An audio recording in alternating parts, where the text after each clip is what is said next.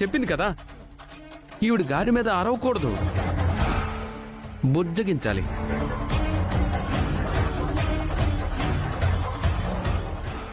ఆవిడ ఎందుకు లేకుండా వెళ్ళిపోయిందో అడగాలి. అంతేగా నానమ్మ? అదేదో నేనే అడుగుతాను. చెప్పు. ఇంట్లో నా బర్త్డే ఫంక్షన్ జరుగుతుంటే ఎక్కడికి వెళ్ళిపోయావు?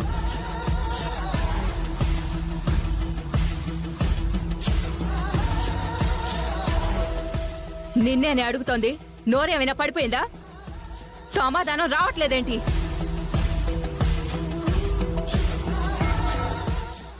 అంటే బర్త్డే ఫంక్షన్ లో నీ గురించి అనుకుంటారు అని, నువ్వు లేకపోతే వీళ్ళని ఏదో ఒకటి అంటారు అని వీళ్ళు అవమానపడాలనే కదా.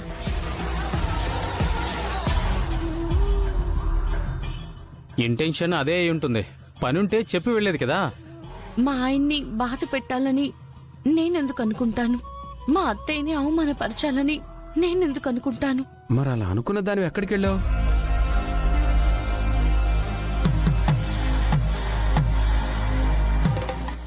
చెప్పమ్మా, ఏ పని మీద వెళ్ళావు? ఎక్కడికి వెళ్ళావు? కారణం లేకుండా వదిన ఎక్కడికి వెళ్ళదు నానా. అదేరా, ఆ కారణమే కదా చెప్పమంటుంది. చెప్పే.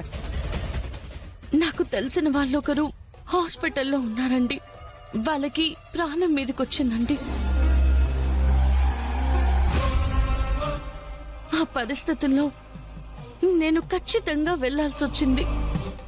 కాబట్టి ఫోన్ రాగానే హడావిడిలో నాకింకెవరితో మాట్లాడే పరిస్థితి లేకపోయింది. అందుకే చెప్పా పెట్టకుండా హాస్పిటల్కి వెళ్ళిపోయాను.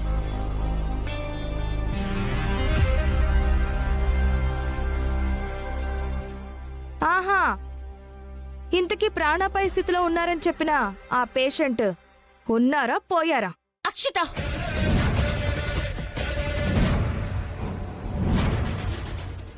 ఏంటా మాటలు?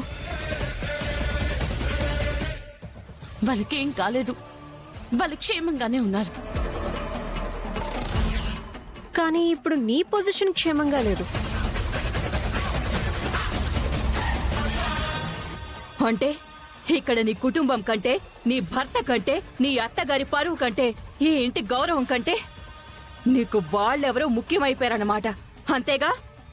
అది కాదత్తయ్య గారు. ఏం కాదే? వచ్చిన గెస్ట్లందరి ముందు నువ్వు లేవనేసరికి ఎంత అవమానపడాల్సి వచ్చిందో తెలుసా? ఏమండి, మీ బర్త్డేని గ్రాండ్ గా సెలబ్రేట్ చేయాలని అనుకున్న దాన్నే నేను కదా. అలాంటిది నేనే ఇక్కడ లేకుండా వెళ్ళానంటే పరిస్థితిని మీరు అర్థం చేసుకోండి. అర్థం చేసుకుంటారన్న నమ్మకంతోనే నేను చెప్పకుండా వెళ్ళాను. నీ పరిస్థితిని అర్థం చేసుకుంటాడని వెళ్ళాను అంటున్నావు. మరిక్కడ మా పరిస్థితి ఏంటో ఆలోచించలేదా? బర్త్డే ఫంక్షన్లో నాతో పాటు నా పక్కన నువ్వు ఉండాలని నేనేం అనుకోలేదే.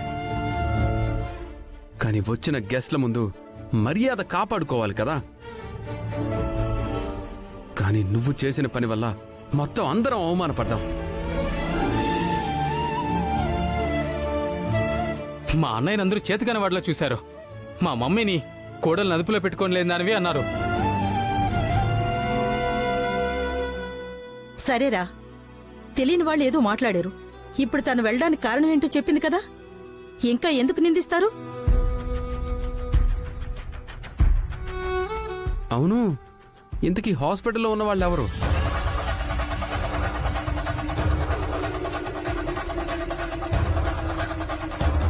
అది నాకు కావలసిన వాళ్ళండి. అన్నయ్య చెప్తుంది కదా, మనకు కావాల్సిన వాళ్ళు ఎవరైనా ప్రమాదంలో ఉంటే మనలో ఎవరైనా సరే ఆ టైంలో వెళ్తాం కదా. వదిన కూడా అదే చేసింది. తనేం కావాలని చేసిన తప్పు కాదని చెప్తుంది కదా, ఇంకేంటి?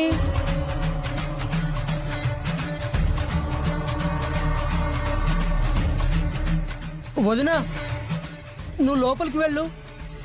ఏంట్రా లోపలికి వెళ్ళేది?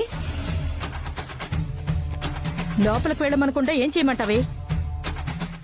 అది ఇప్పుడు చేయకూడని తప్పు ఏం చేసిందని గొడవ పడాలని చూస్తున్నావు? నేనేమి గొడవ పడాలని చూడడం లేదు. దాని కారణంగా అవమానపడ్డాం కాబట్టి దాన్ని ఈ రోజు పనిష్మెంట్ అనుభవించాలని చెప్తున్నాను.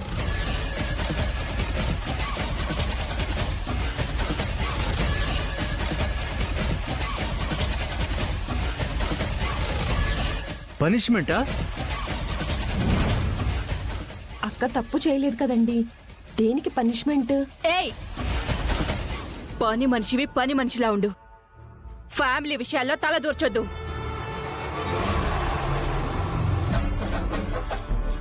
నువ్వు చెప్పింది కరెక్ట్ మమ్మీ.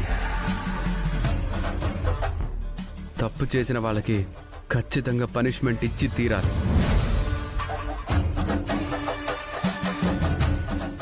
అలాగని అప్పో ఒప్పో పక్కన పెడితే తన కారణంగా మనం అవమానాలు పడ్డాం కాబట్టి అది తప్పే.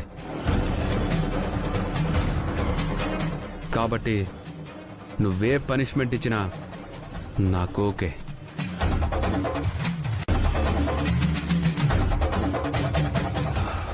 వాడి బర్త్డే ఫంక్షన్ జరగాలని డెకరేషన్ చేశానన్నావు కదా.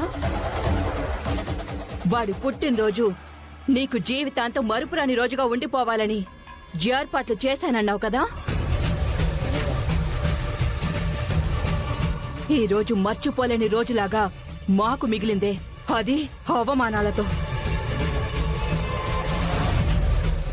దానికి కారణం నువ్వు కాబట్టి ఏ చేతులతో అయితే ఈ డెకరేషన్ చేశావో ఇదంతా నువ్వే తీయాలి.